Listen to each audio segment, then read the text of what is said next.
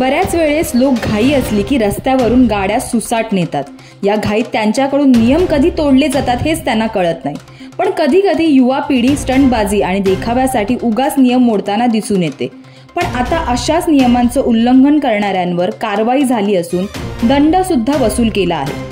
Mira Bhayandar Vasai Virar police आयुक्तालयाच्या अंतर्गत काशीमीरा वाहतूक शाखेच्या पोलिसांनी गेल्या 11 महिन्यात वाहतुकीचे नियम तोडणाऱ्या वाहन चालकांवर कारवाई करत एकूण 93,222 केस करत 7,29,57,850 रुपये दंड वसूल केला असल्याची माहिती वाहतूक शाखेच्या मार्फत देण्यात आली आहे।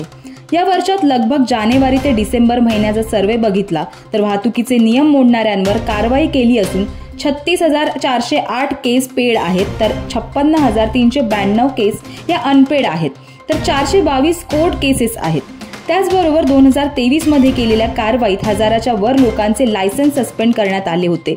या केसेसमध्ये हेल्मेट नसणे, सिग्नलचे पालन न करणे, विरुद्ध दिशेने वाहन चालवणे, वाहन चालवताना फोनवर बोलणे, धोकादायकरित्या वाहन चालवणे, नो पार्किंग मध्ये पार्किंग करणे, विना सीट बेल्ट व इतर केसेस यांचा देखील यात समावेश आहे।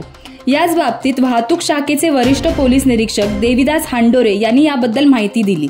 ते म्हणाले की यापुढेही वाहतूक पोलीस अशीच कारवाई करत राहणार। तसेच नियम तोडणाऱ्यांवर आळा घालण्याकरिता ई-चलन मशीनची खूप मदत होते व यामुळे दंडाची जास्तीत जास्त रक्कम सरकारकडे जमा होत आहे। त्याचबरोबर बेशिस्त वाहन चालकांमुळे अपघात होतात। नागरिकांच्या रस्त्यावरील सुरक्षेसाठी त्यांना शिस्त लावणे आम्ही चालू ठेवणार असल्याचे देखील वरिष्ठ पोलीस निरीक्षक देविदास हांडोरे यांनी सांगितले आहे। तुम्हाला वाहतूक पोलिसांनी केलेल्या कारवाईबद्दल काय वाटतं ते आम्हाला कमेंट करून नक्की कळवा आणि अशाच व्हिडिओसाठी पाहत राहा MB लाईव्ह मराठी।